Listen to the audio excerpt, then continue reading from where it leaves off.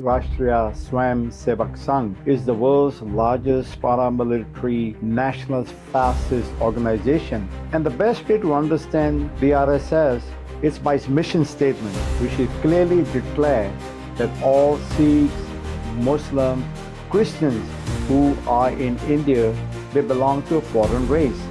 In Hindustan, they must adopt the Hindu culture. And again, Congressman Ro Khanna, he declared that no American Hindu should follow the ideology of Hindutva, that it is not about bigotry, it is about a political ideology that goes against the very grain of America. Iswani has testified against important legislation that benefit minorities and oppressed communities of America. So there is no end to what a educated, trained, robotic mindset of a person like Iswani can do for the Sangh Parwar in America. The Bajrang Dal is declared a terrorist organization by the CIA, and the Bajrang Dal was involved in burning Father Graham Stain, the Australian missionary, alive in his station wagon.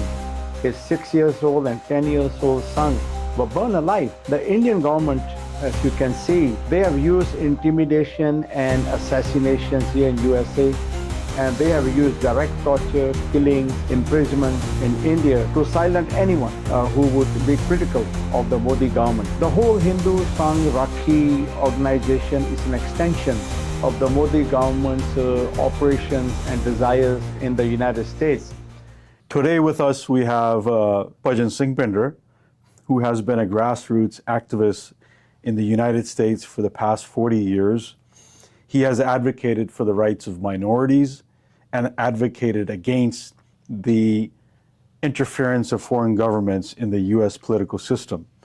And we are specifically going to be talking to him on the latter subject matter, which is the interference of foreign governments in the US political system.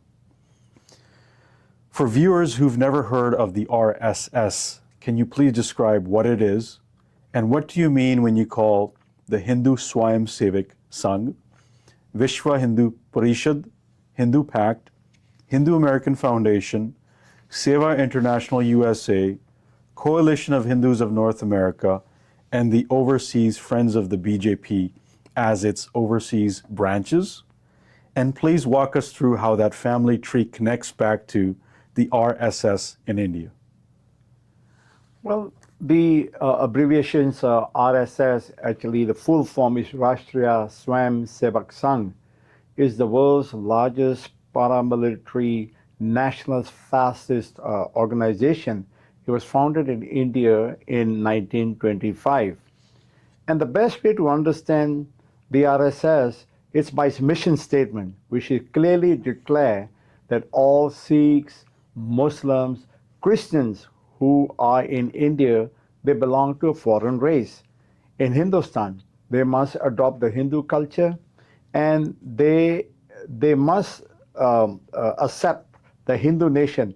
They must lose their separate existence, and they should not deserve any privileges, not even citizens' right. So you can see this is pretty much the way the untouchables has been treated for centuries in India. You can see basically the RSS doctrine, in short, is a total control system.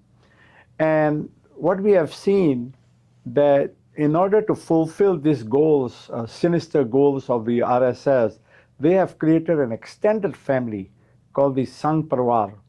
And organizations like the Bajrang Dal are declared a terrorist organization here in the United States. And the parent organization, Vishwa Hindu Parishad, and other organizations in India, they are all part of the Sangh Parivar. In the United States specifically, now this Sangh Parivar, their ideological political party is the BJP, which controls India basically today, and Modi is the current Prime Minister of BJP of India. So you can see that Sangh Parivar has very deep roots, basically controlling India. But in overseas, where we hear the organizations such you just described yourself, the Hindu Pact, Hindu American Foundation, KONA, all this are organized to do specific works for the RSS global mission, which is to serve its mission in India. For example, the Hindu Swayam Sevak Sangh, it was founded in United States in 1960s by Ved Nanda, a law professor, and Sudarshan, who is the brother of former head of RSS, K.S. Sudarshan. So Hindu Swayam Sevak Sangh, which is HSS, the only reason why it is not RSS, because it's not on Indian soil. It's an offshore organization. Hence, the name is Hindu Swayam Sevak Sangh. Now, Hindu Swayam Sevak Sangh is affiliate, or even you go to their website, it clearly details the foundings, the doctrines, and how is the same organization as the RSS. Under the Hindu Swayam Sevak Sangh, they have organized themselves very heavily. For example, the Hindu Swayam Sevak Sangh, they control the Oberoi Foundation. Under this foundation, all these organizations, they have infiltrated the American universities, education systems, and that's where many of the Sikh chairs in La Jolla Marymount College and many other Michigan chair, they're all heavily infiltrated by the organizing of HSS under the auspices of Ved Nanda and others. So in this way, you can see each Sangh Parvar member in United States, for example, Hindu American Foundation, they have been bullying the Sikh community in United States for the longest time. They've been leading a whispering campaign, going to government officers, state officers, police stations. In fact, the Sacramento Bee has put out a long investigative article about the Sangh Parvar, how it's putting, just like the olden days, when Guru Arjan was, made Shaheed, that was a whispering campaign by the upper caste, the forefathers of the RSS in the ears of the Mughals. Same way today, Hindu American Foundation, HSS, the whole Sangh Parvar, they operate similarly, and their goal is to infiltrate every aspect of the American life. What's the difference between Hindu identity, Hinduism as a faith, and Hindutva as a political ideology? And how do you answer the charge that scrutinizing these groups is itself anti-Hindu bigotry?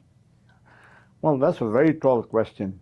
But I think the context of the question, if I understood it right, is in a way we can understand this situation better by the current political dialogue going on in America, where we have the sufferings of the Palestinian people, where the American army, the American political system is being used against the wishes of the American people, and our infrastructure is breaking down, but our resources are being funneled for overseas adventures. Under this context, we have seen that people have started questioning the difference between the Jewish people, Judaism, the religion, and Zionism, and Israel. So these things are coming into the main focus of American conversations.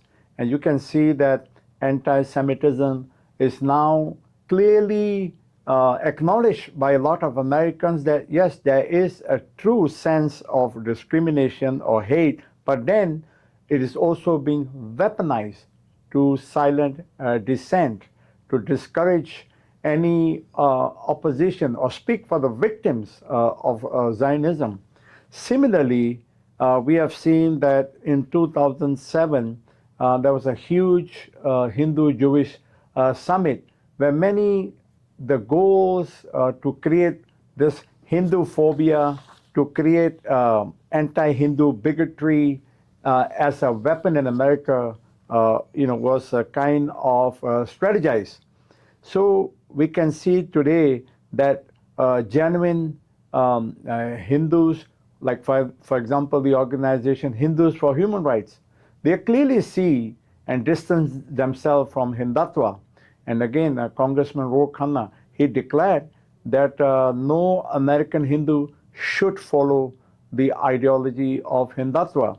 So I think this question is very clear in that context, that it is not about bigotry, it is about a political ideology that goes against the very grain of America. Most recently, you were involved in a protest against a Fremont-based politician by the name of Rakhi Israni. And she is a member of some of these organizations that we mentioned that are offshoots of the RSS. And by the organization's own bios, she was the network's legal infrastructure, VHPA Counsel, Hindu Pact Director of Legal Affairs, Hindu American PAC Board. These are some of the titles that she held. Why does a lawyer inside these groups matter more than an ordinary member or donor? Just like the India's Prime Minister Modi, these operatives are brought into the picture at a very early age, and they are indoctrinated in these Sangh Parwar camps. And Israni is no different. Her law degree is most likely strategized. She could play a role in the RSS Sangh Parwar's agenda in America. So her law degree helps a lot. For example, they would like to introduce legislations, to criticize Hindutva and Hindutva's threat to minorities of India. They can help to introduce legislations that this is a Hinduphobia. They can help write laws for the legislations. They can threaten people with lawsuits.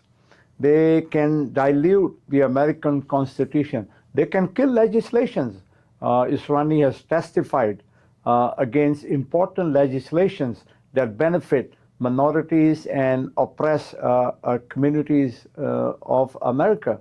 So there is no end to what a educated, trained, robotic mindset of a person like Israni can do for the Sangh Parwar in America.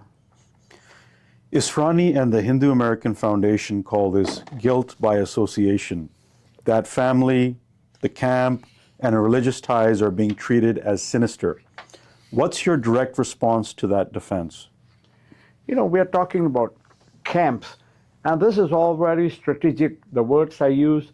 I mean, when you think about American family camp, you are talking about, roasting chestnuts, singing Kumbaya. But these camps are nothing like that. The camps are run by Vishwas Hindu Prasad, which is run by her father, her own father, Dr. Haku Israni. And this VHPA is an American network, and they run a lot of youth camps, which Israni was brought up one. And the Vishwas Hindu Prasad is a Sangh, one of the early Sangh Parwar members in India organization, and its militant outfit, the Bajrang Dal, it's declared a terrorist organization by the CIA, and the Bajrang Dal was involved in burning Father Graham Stain, the Australian missionary, alive in his station wagon. His 6 years old and 10 years old sons were burned alive. We are talking about camps that teach evil. So there's nothing here that is sinister. In fact, the sinister designs of this camp are being exposed. Her own Federal Election Commission filings show that the money that she raised was concentrated in Texas, Georgia, and Florida, plus $5,000 each from the Hindu American PAC and the Hindus of Georgia PAC, not her California district. Why would a national network fund one East Bay seat? Well, it's very clear, as we have discussed. We can say that Rakhi is or was a captive candidate for the RSS interest in America. So many of these donors are not just donors. They are family members, and they are unified by one ideology. and they are spread out in America, and they have pooled their resources together. And a person like Israni is most likely nurtured in Houston, Texas, where she grew up, and she most likely was transported to the Bay Area to contain Sikhs and other minorities, and also to take advantage of the situation in the Bay Area to the political designs of the Sangh Parwar, the RSS. Her Federal Election Commission filings show that Israni loaned her own campaign $1.2 million, and roughly $1.12 million is still sitting in that account. So her $2 million raised headline was mostly her own money, and she could repay herself tomorrow and be in for almost nothing. Is that loan just manufacturing the appearance of support she doesn't actually have? Well, actually, contrary to that, the judging by the activism, the deep roots, and their power to have legislations vetoed by the governors of the state, the Hindutva family does have a lot of support, powerful support, infrastructure in the United States. There are numerous congressmen who adhere to the Hindutva ideology. So the political base is already there for Israni to run, and they've been studying these opportunities for decades. For example, the mayor of Fremont, Raj Salwan, is a close associate of Israni. So Israni has the political base and everything in place.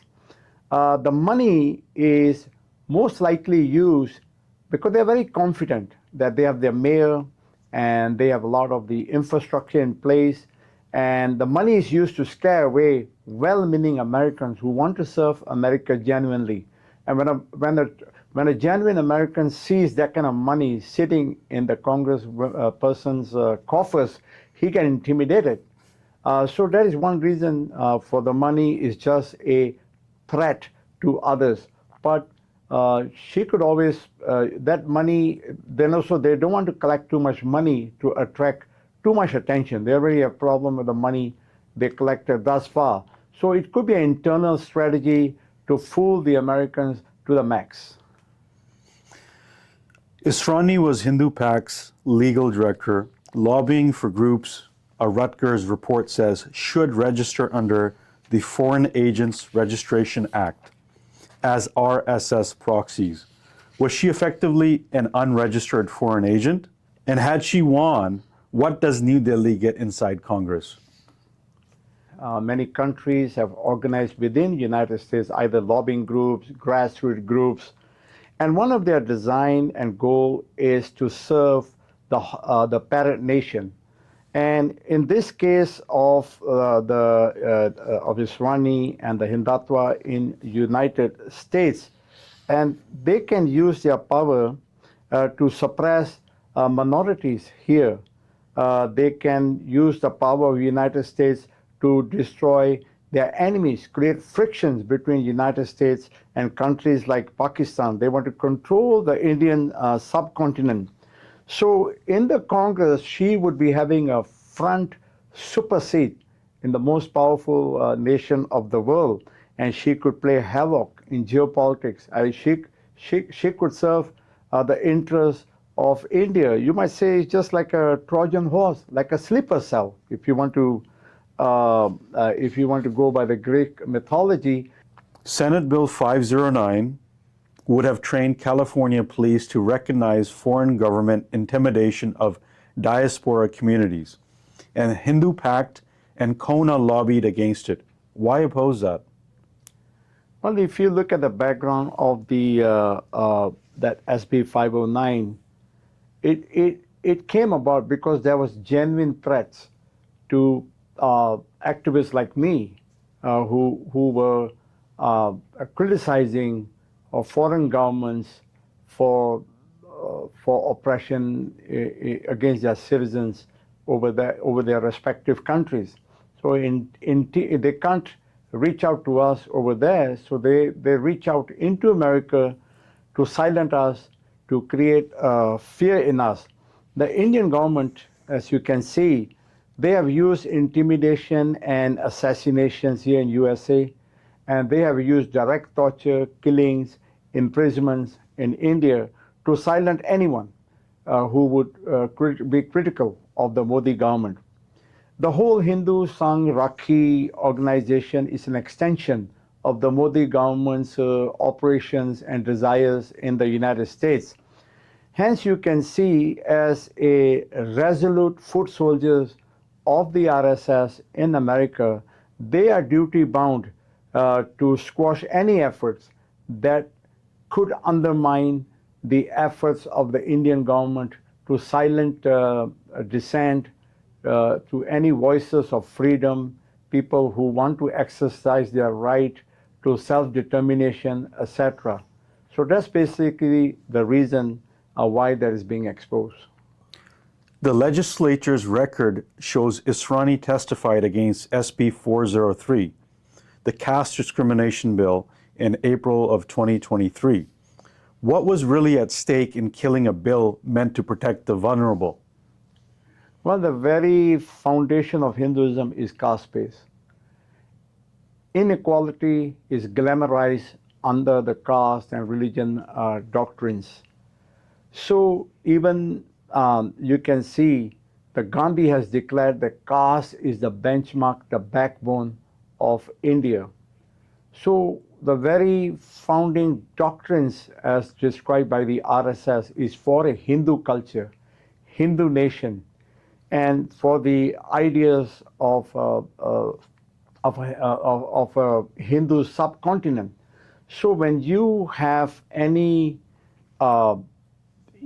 opportunity for vulnerable minorities when they have the right to exercise their freedom, and they did try to protect themselves, not from the caste issues in India, but some of these caste issues were being brought into the American working systems. We have seen numerous lawsuits have been filed against the top-notch companies, Silicon Valley companies. So this is a more elaborative plan, and hence, because of the vulnerability of the Indian state, the RSS, and most of the upper caste Hindus here, they are duty-bound to squash such legislations. The Federal Election Commission records show that Israni's personal gifts to far-right Republicans include $4,200 to Rich McCormick, $2,900 to David Brogg, plus Steele, Antani, Joshi, Fallon, Baxter, and $1,000 to Tulsi Gabbard's leadership PAC. She's running as a Democrat. How do you reconcile that? For the RSS, political ideologies such as far right, far left, center, outfield, they're all meaningless.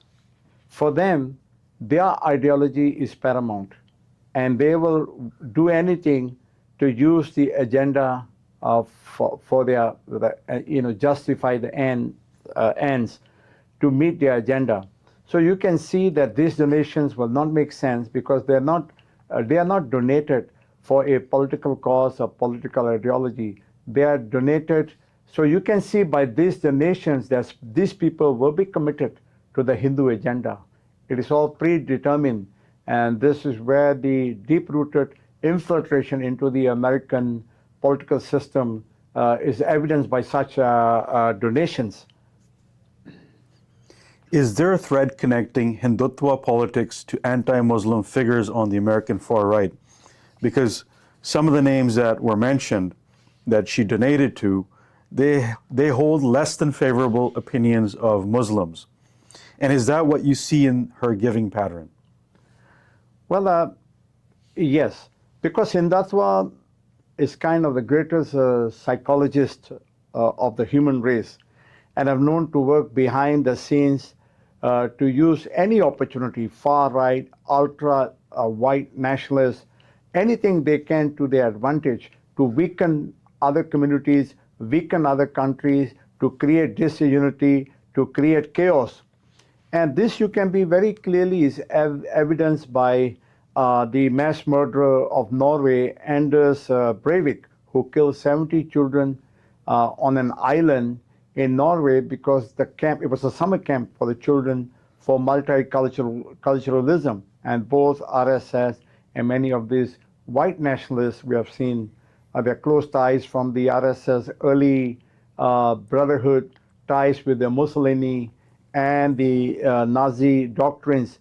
They despise multiculturalism, and they will use any opportunity to use people one against another.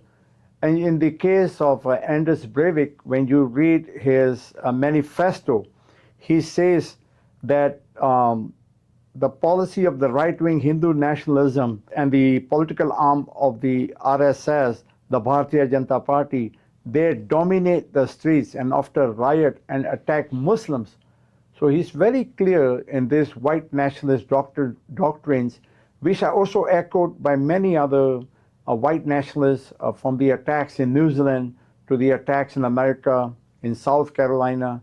So you can see they have some tendencies to be sympathetic and in fact encourage, and they do get encouragement from the RSS doctrines. If this network can elect or capture a member of Congress, what specifically could they do? Foreign policy votes, blocking the federal version of, say, SB 509? Well, let's go back to the founding doctrines of the founding fathers of United States. America, they hold the truth to be self-evident that all men are created equal, that we are endowed with some unalienable rights of life, liberty, and pursuit of happiness. America's founding fathers has declared that all people, all Americans are flesh of flesh and blood of blood. But this sharply contradicts with the Hindu doctrines. All non-Hindus are seen as enemies. So you will see that these two ideas are on a collision course, and definitely these contradictions will be displayed whenever there is power involved, and we can see that the idea is to destabilize America from its very own foundations of life, liberty, and pursuit of happiness. What do you want American voters to do with this information? And where's the line between legitimate scrutiny of a candidate and casting suspicion on an entire faith community? So the founding principles are very clear and accepted as a benchmark. So irrespective of any race, religion, so all candidates must be put to test. The litmus test, which is very easy. Do you accept all human race as one? Do you accept equality? Do you accept freedom? Do you accept equal rights for all citizens of America? And if you fail this scrutiny, and if you are bound, duty bound from your childhood, and the public information is there, I think these are the benchmarks that we should use for all candidates, and especially the likes of this Rani. We should very early on derail her career before she actually starts using her power to really suppress all Americans.